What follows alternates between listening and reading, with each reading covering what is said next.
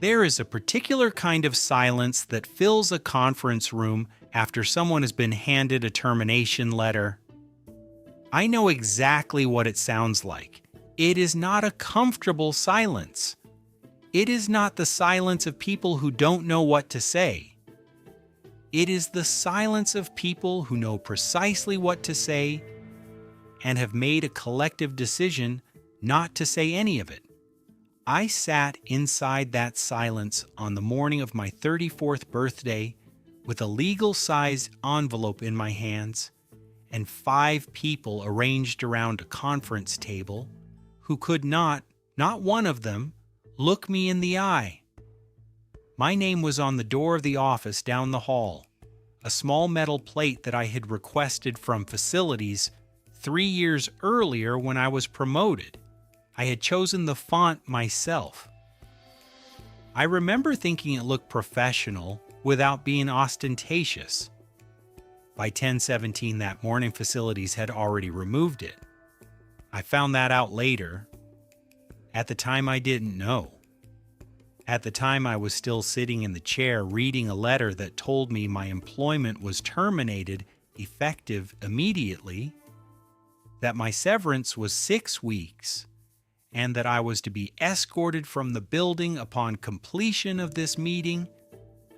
By 10:34, a security officer named Gerald, a man I had known for 4 years, a man I had bought coffee for more times than I could count, a man whose daughter's name I knew and whose wife I had met at the company Christmas party, was walking me to the parking garage. My birthday cake was still in the break room refrigerator. A colleague named Maya had put it there that morning. Chocolate. She knew I preferred it. She had sent me a text at 7:50 a.m. Happy birthday! There's a surprise in the fridge. I had sent back 3 cake emojis and a heart. That was 8:03 a.m. By 10:34, I was in the parking garage. Nobody gave me the cake. I found out later it sat in that refrigerator for 4 days before someone finally threw it away. That detail, more than the letter, more than Gerald's face, more than the 5 pairs of eyes that couldn't meet mine in that room, is the one I think about most. 3 years, 2 months, and 11 days after that morning, I sat in the chair behind the CEO's desk in that same building, and I sent a calendar invitation to 5 specific people. Each one had a different slot, 20 minutes each, one by one. This is the story of those 3 years. And what I said when each of them sat down, stay with me. Because the ending is worth every minute of what comes before it. Before I tell you about the day they fired me, I need to tell you who I was when I walked in. Not because it changes what they did, it doesn't. But because context matters.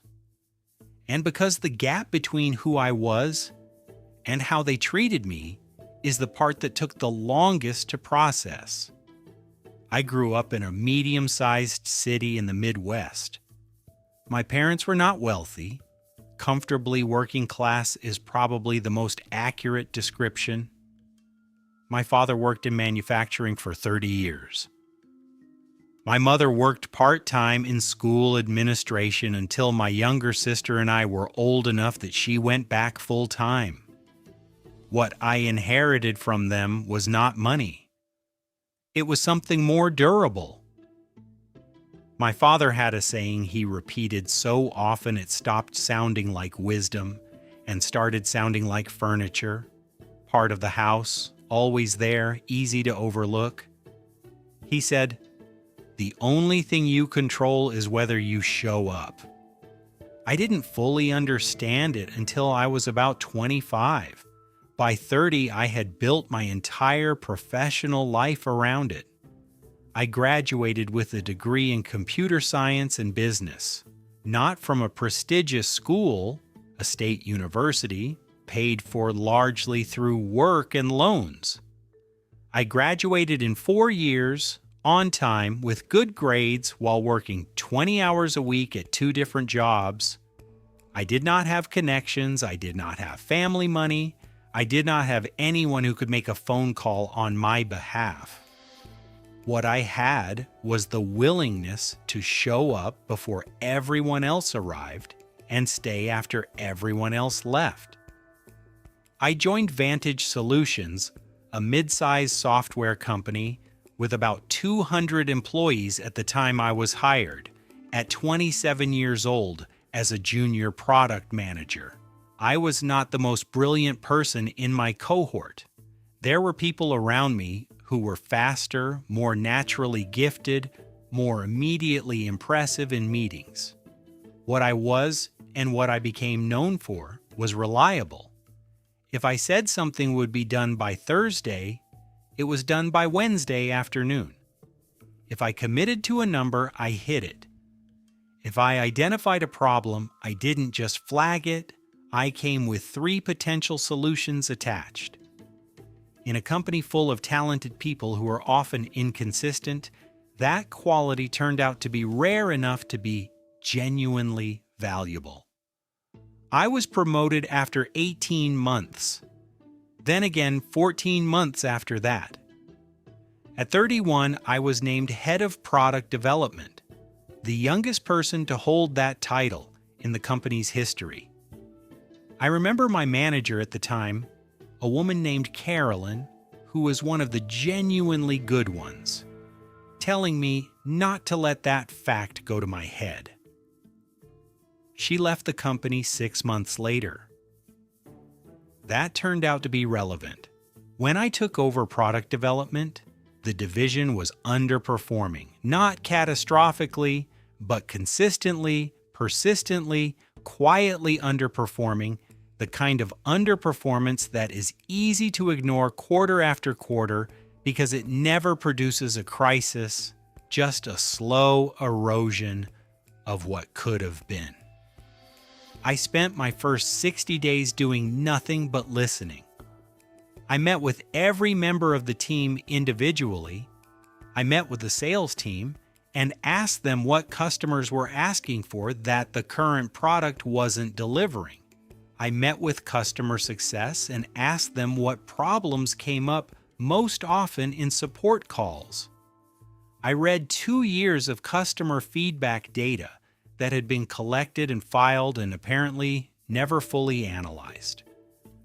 By day 61, I had a picture of the problem that was clearer than anything the company had produced internally.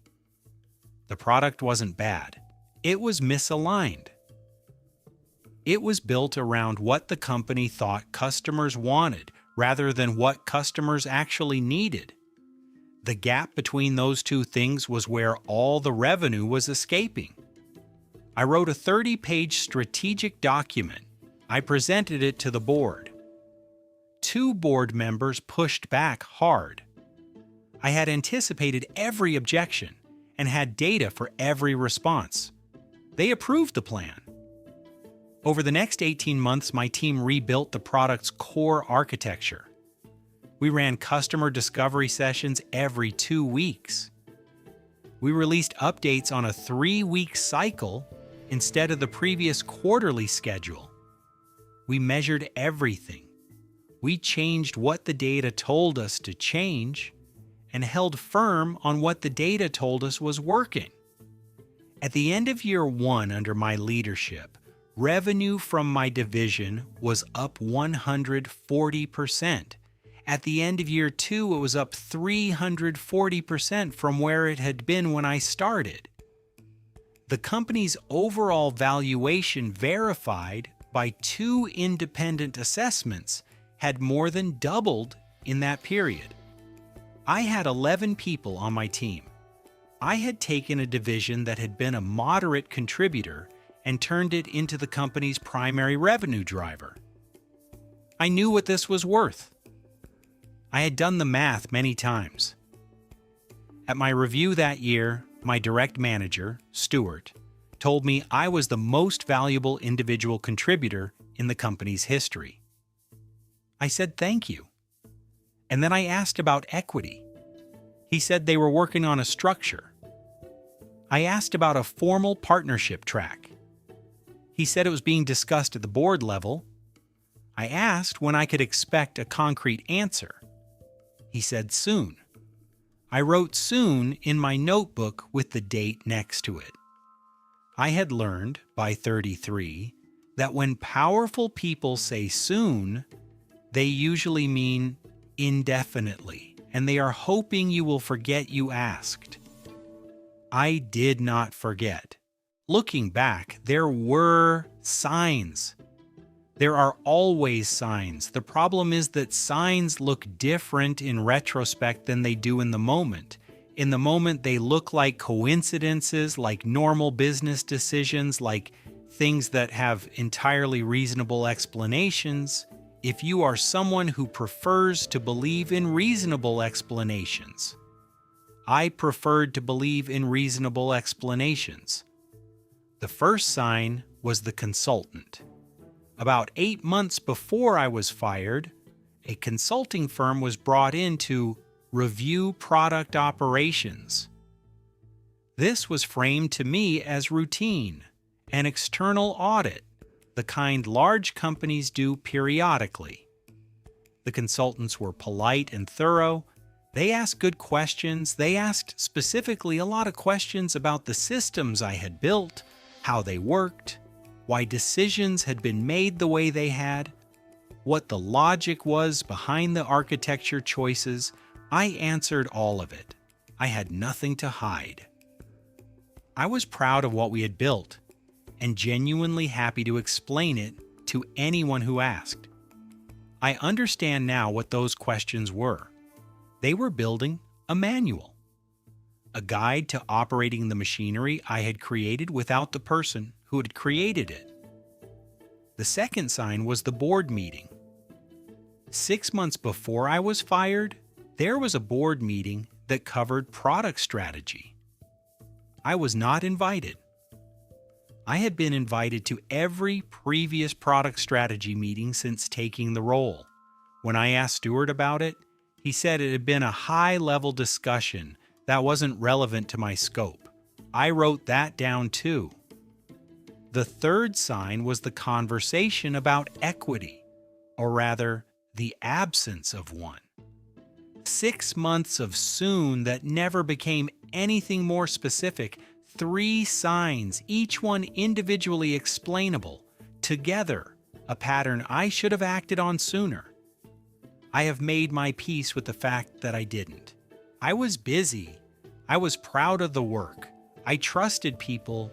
I should have trusted less. These are human things. They don't make what happened acceptable. They just explain why I didn't see it coming. Until I was sitting in conference room B with an envelope in my hands. Looking back, there were signs. There are always signs. The problem is that signs look different in retrospect than they do in the moment. In the moment, they look like coincidences, like normal business decisions, like things that have entirely reasonable explanations. If you are someone who prefers to believe in reasonable explanations, I preferred to believe in reasonable explanations. The first sign was the consultant. About 8 months before I was fired, a consulting firm was brought in to review product operations. This was framed to me as routine, an external audit, the kind large companies do periodically. The consultants were polite and thorough. They asked good questions. They asked specifically a lot of questions about the systems I had built, how they worked, why decisions had been made the way they had, what the logic was behind the architecture choices. I answered all of it. I had nothing to hide. I was proud of what we had built and genuinely happy to explain it to anyone who asked. I understand now what those questions were. They were building a manual, a guide to operating the machinery I had created without the person who had created it. The second sign was the board meeting. 6 months before I was fired, There was a board meeting that covered product strategy. I was not invited. I had been invited to every previous product strategy meeting since taking the role.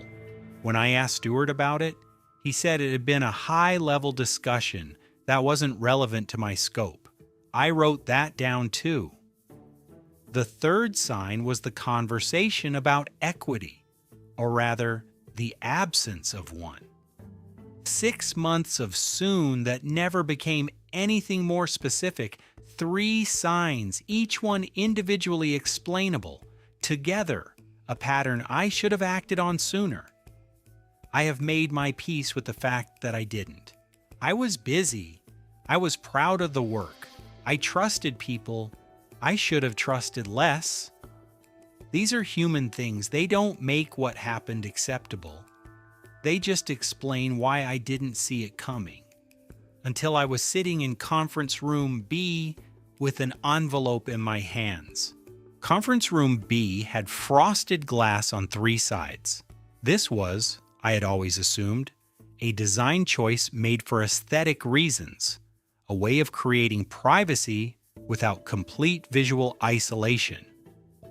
I understood its real purpose on October 14th. The frosted glass meant that no one walking past in the hallway could see exactly what was happening inside. No one could read the faces. No one could see the envelope being pushed across the table. No one could see the security officer already positioned near the door. I noticed Gerald when I walked in. He was standing to the left of the entrance, slightly behind the line of my immediate sight line. I registered his presence. I did not show that I had registered it. There were 5 people at the table. Stuart, my direct manager, the CFO, a man named Robert, whom I had interacted with maybe a dozen times in 7 years, 2 board members, whose names I knew but with whom I'd never had a substantive conversation, and a woman from Human Resources I had spoken to directly perhaps once at a company-wide training session 2 years earlier. No one stood when I came in. No one offered a hand. No one said happy birthday. The HR woman spoke first.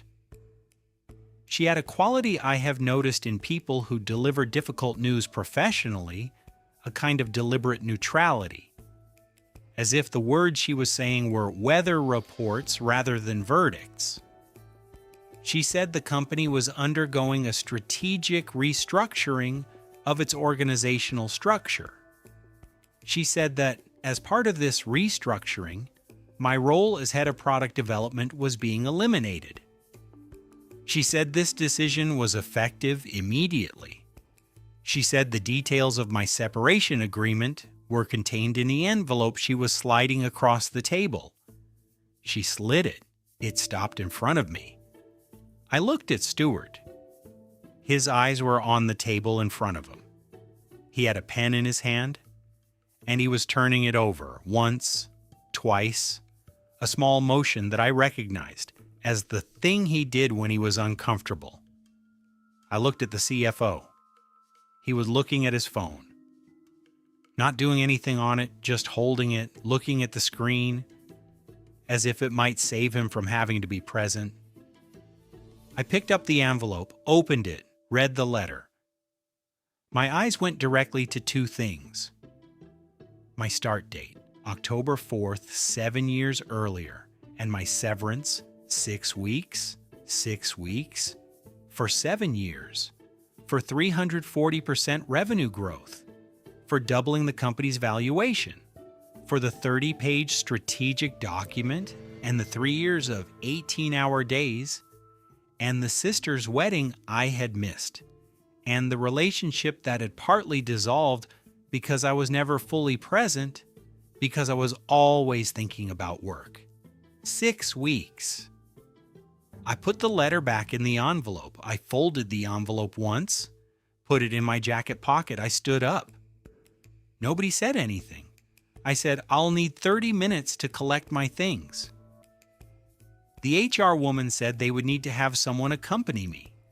I said, "Of course." I looked at Gerald. He looked back at me with an expression I have thought about many times since. It was the expression of a man who is doing his job and hating every second of it.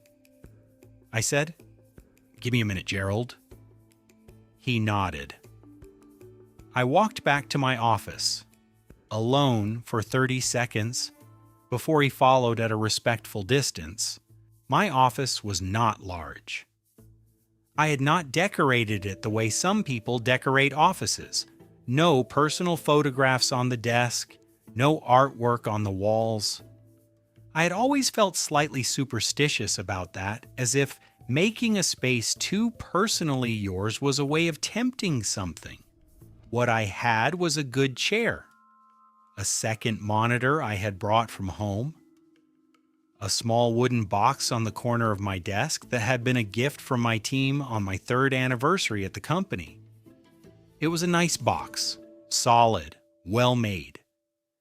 Inside it, I kept a handful of things, a spare set of car keys, 2 business cards from people I respected and wanted to remember, a photograph of my father the year he retired.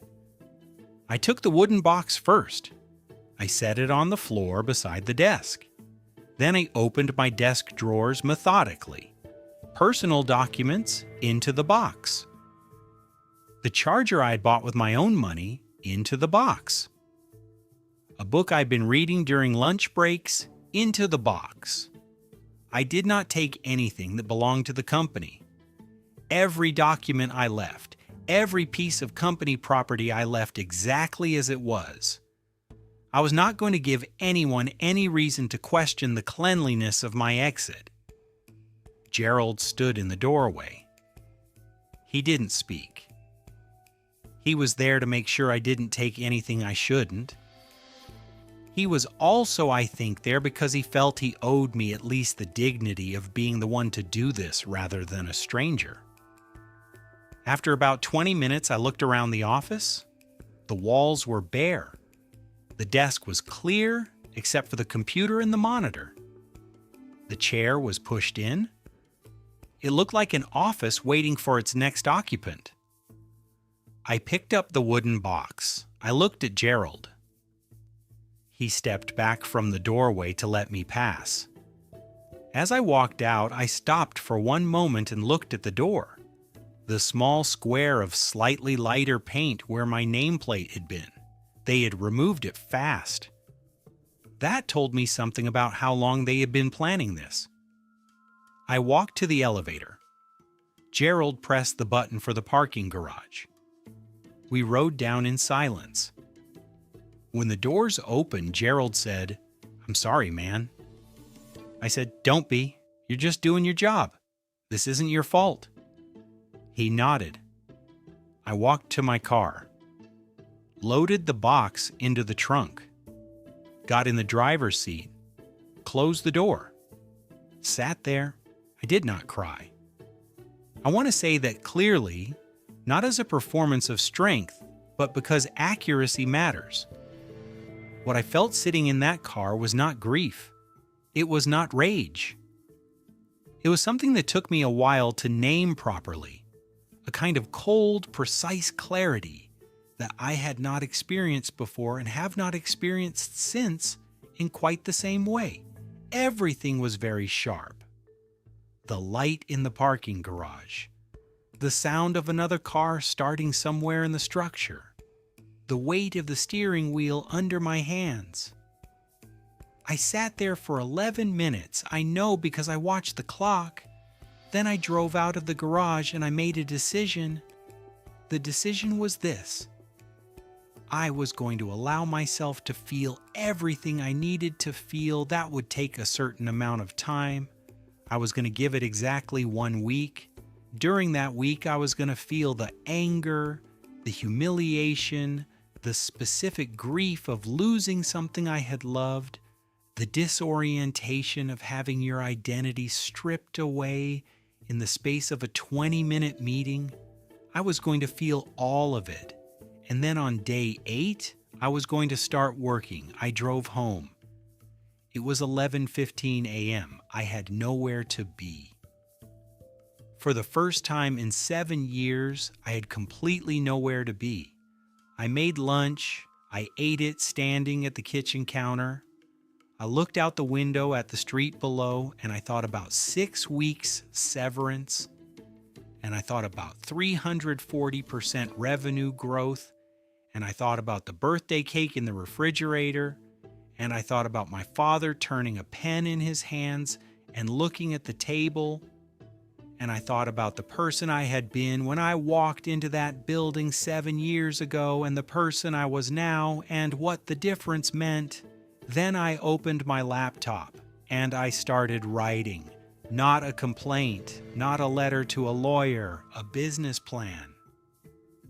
Because on the drive home, in the specific clarity of that parking garage in the 11 minutes before I started the engine, I had made a second decision.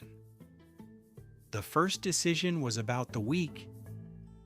The second decision was about everything after it.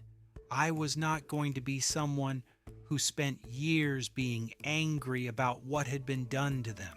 I was going to be someone who built something so undeniable that the anger became irrelevant.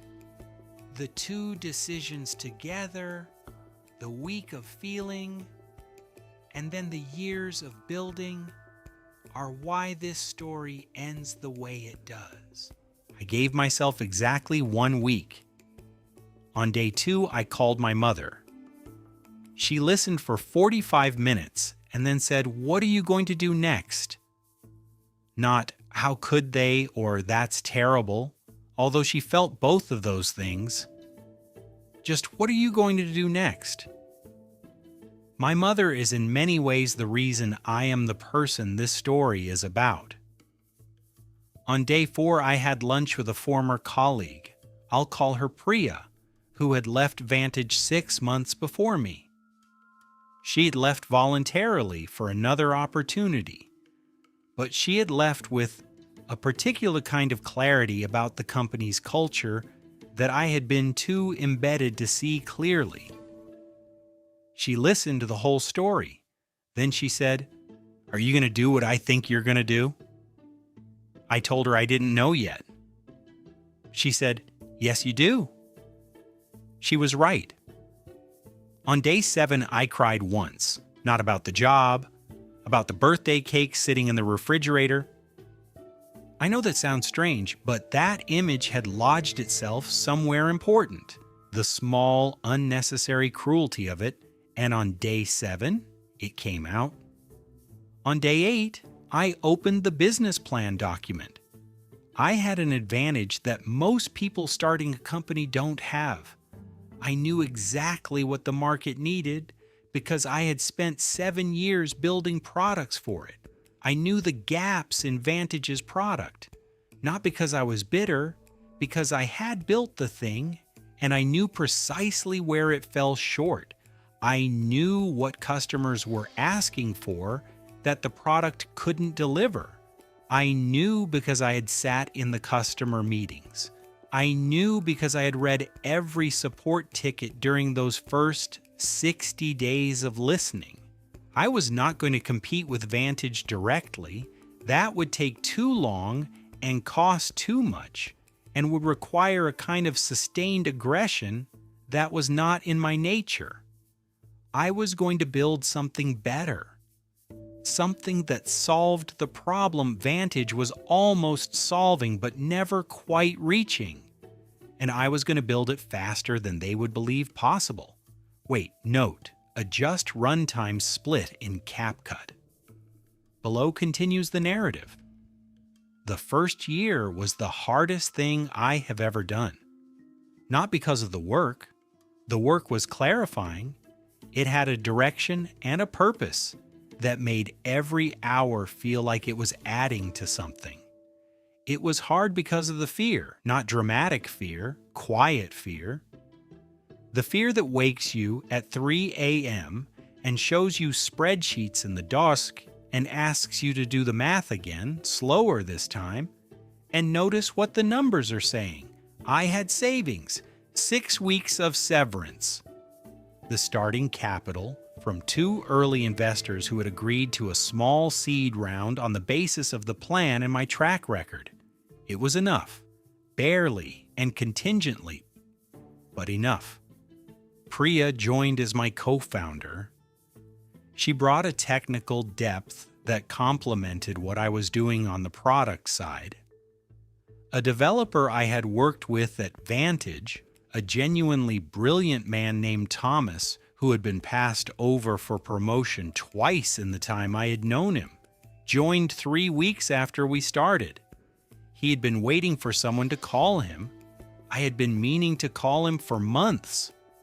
The firing accelerated that timeline. By month 3, we had a prototype. By month 5, we had our first customer conversation. By month 6, we had our first paying customer. That first customer was a medium-sized company in the professional services space. They had been a Vantage client for 4 years. They switched to us because our product solved a specific problem that Vantage's couldn't. I'd known about that problem for 2 years. I had flagged it internally. I had written a proposal for addressing it. The proposal had been deprioritized twice. I had the solution ready before they finished signing the contract. Year 2 was different. The fear didn't disappear, but it changed shape. It became less about survival and more about the specific terror of scale, the knowledge that the decisions you make now will affect not just you, but the 12 people who have built their livelihoods around what you're creating. We closed a Series A round in month 18. More than we had asked for, a fact that still surprises me slightly when I think about where we were 14 months earlier. The investors who led the round included a partner who had passed on us at the seed stage. I remembered that. I didn't make it a thing, but I remembered it. In year 2, we made a decision that felt risky at the time and turned out to be the most important move we made. We hired aggressively from Vantage. Not covertly, not in any way that created legal exposure. We posted roles, we paid competitively, we offered equity that Vantage had never offered. 3 engineers came first, then a product manager, then 2 people from the customer success team. Each person who came brought knowledge, not proprietary information, nothing they weren't entitled to take, but the kind of knowledge that lives in people's heads. How processes worked, where the bodies were buried, what the customers actually thought when the account manager wasn't in the room. By the end of year 2, we had 19 of Vantage's former clients. We were no longer adjacent to them. We were competing with them directly. And we were winning. By this point, Stewart had been replaced. The board had lost confidence in him about 6 months after my firing, a fact I learned through someone who still worked there, and felt, I think, slightly guilty about their own silence on the morning of October 14th. A new CEO had been brought in to turn things around. He was competent. He was not enough. By month 30 of my company's existence, Vantage was publicly looking for a buyer. The call came from my lead investor. It was a Tuesday morning. I was in my office in the building my company leased with my name on the lease, reviewing a product roadmap with Thomas. My investor said, "Have you been following what's happening at Vantage?" I said I had. He said, "We think you should consider making a move." I said I'd been considering it for 6 months. He said, "How serious?" I said, "Tell me what the number looks like." We talked for 40 minutes. The number, with the right structure, could work. I spent the next 2 weeks doing what I should have done before making any large decision. Asking myself, repeatedly, honestly, whether this was a good business decision or an emotional one? The answer every time was both, and that it was a good business decision first. Vantage's client base was real.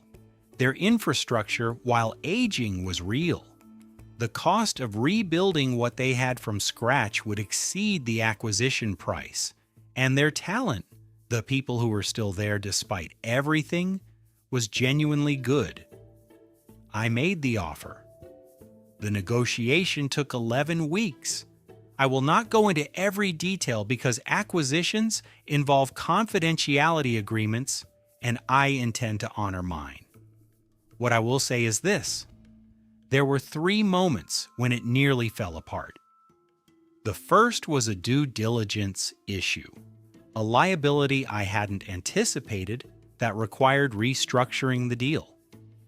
The second was a board member on their side who had personal reasons for making the process difficult. I don't know exactly what those reasons were.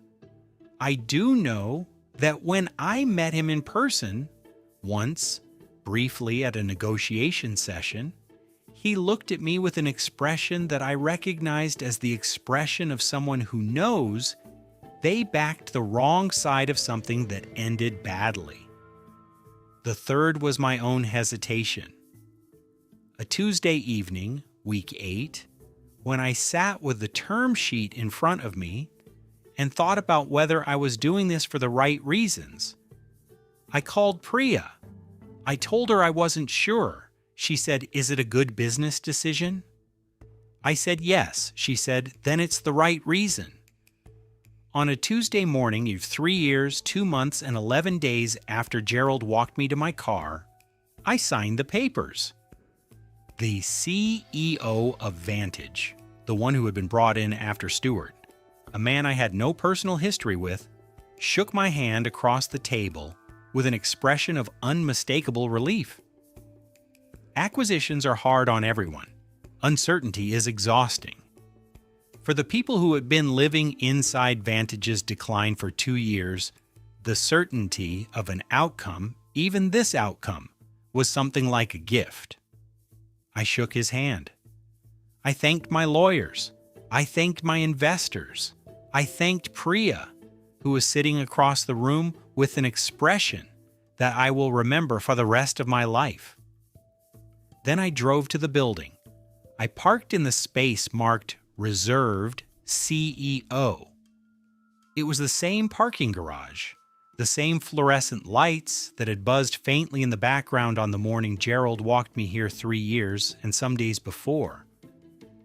I sat in the car for a moment, not 11 minutes this time, maybe 2. Then I got out.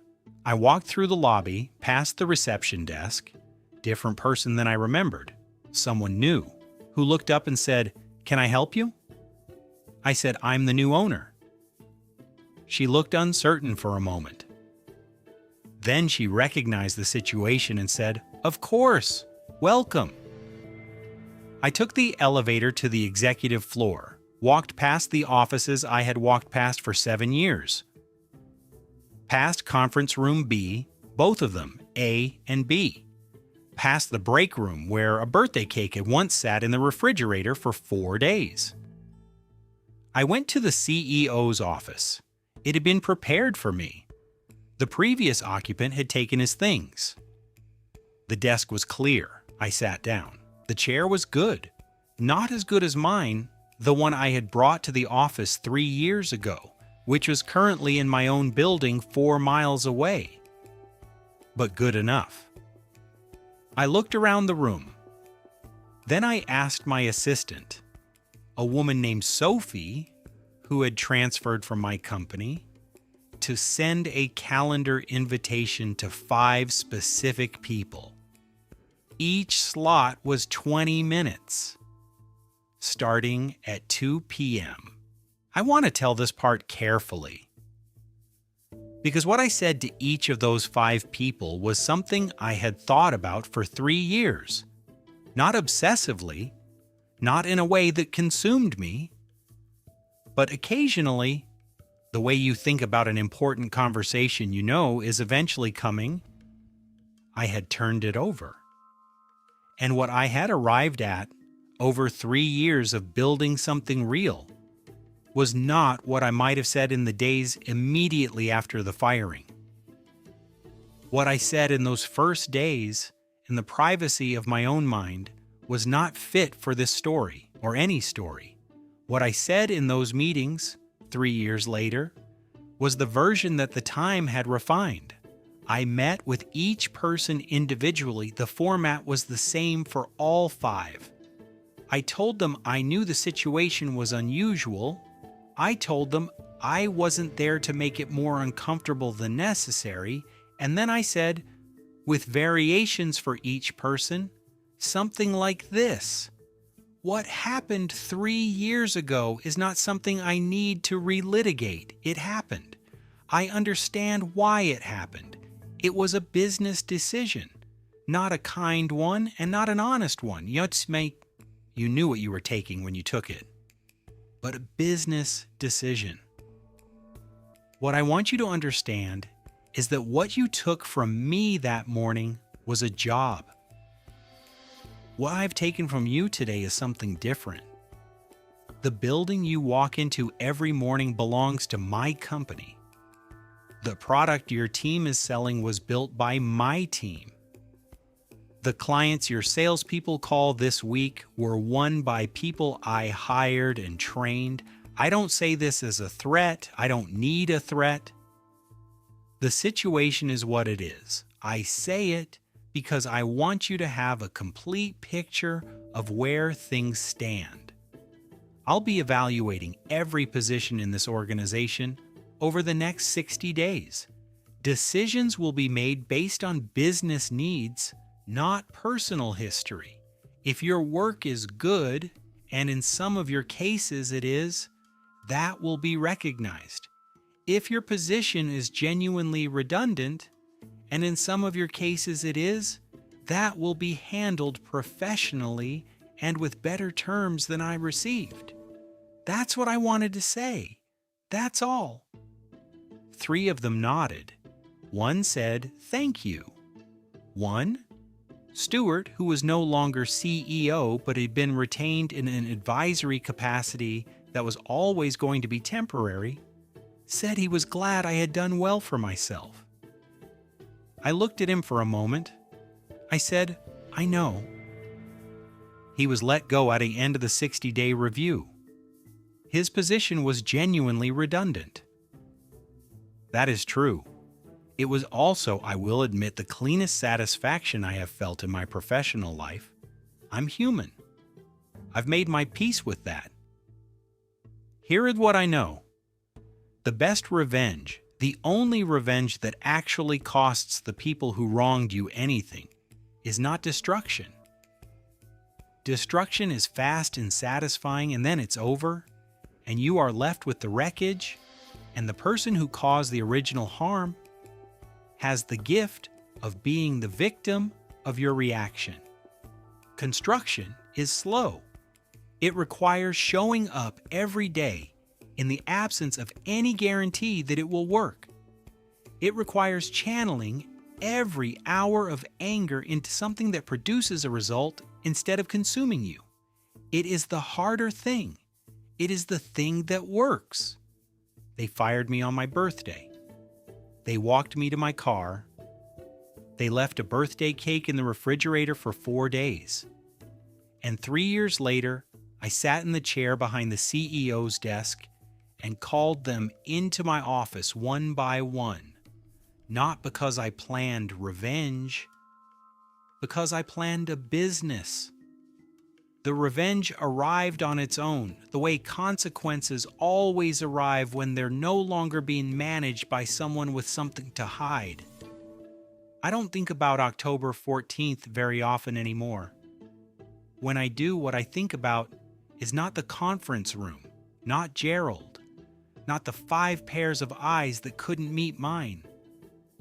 I think about the drive home, the 11 minutes in the parking garage, the decision, because that's where it started. Not the morning they fired me. The morning I decided what I was going to do about it.